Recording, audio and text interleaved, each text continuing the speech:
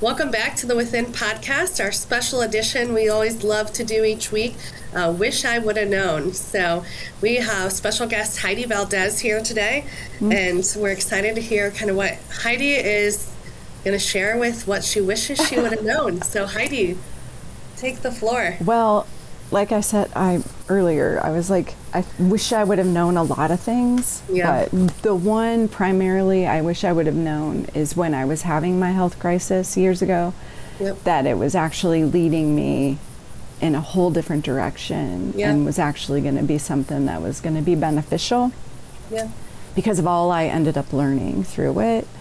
And then it informs how I support the people that I work with. So if I hadn't had that, I don't know if I would be the person I am today and have the knowledge that I have. Not that I have all this tons of knowledge, but just personal knowledge from my own struggle, which led me on a whole path of learning how to support body, mind, spirit, put it all together to support others too. So well, that's what we got earlier when we were talking on the other podcast.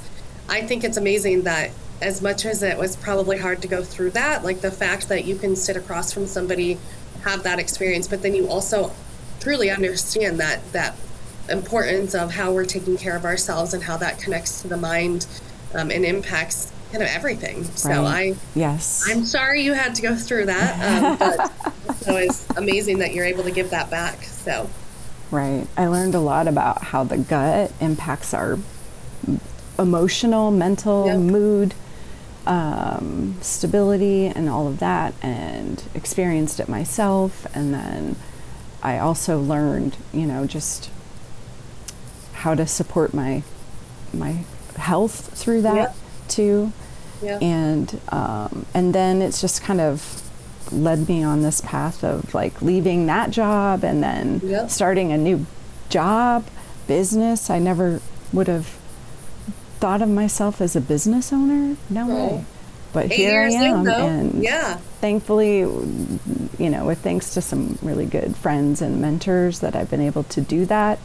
And I'm still here doing that. So it truly is like sometimes the biggest struggles are our biggest teachers, and we don't want to have to go through it that way.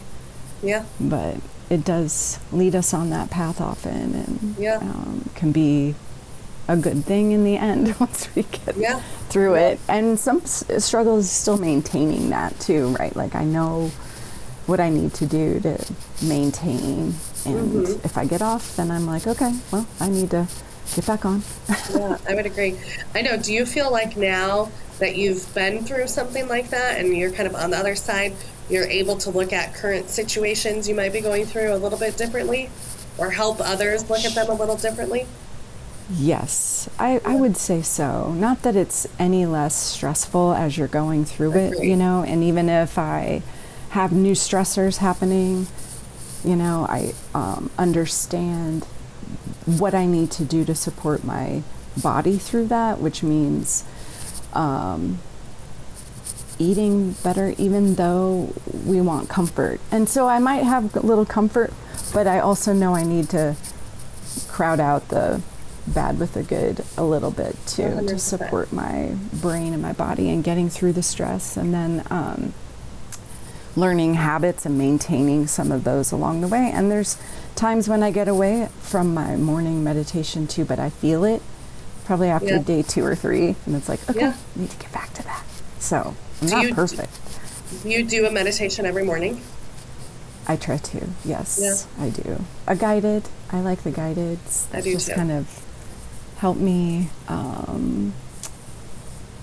think of the bigger picture, because so much of stress too is like when we get narrow focused, at least for me, it's like seeing the bigger picture, and that, there's a reason and we'll get through it. And that does help me. So, well, sometimes I think like the people get stressed about the meditation itself, and I think it's like you and I can, and probably every other entrepreneur can relate, that it's like during the day you're having to think of so many things, and if you're able to just start that kind of unplug, unwind. I feel like I've really leaned into meditation too, because it's just an easy. That's great. You don't have to think of anything, it's like you just kind of let it go and it'll guide you. I think of it as like a brain break too. Yes. Like sometimes we do just need to try to, and not that it's always that way, right? Like there's still thoughts that come in and this and that, but I try to do it as a way to start my day.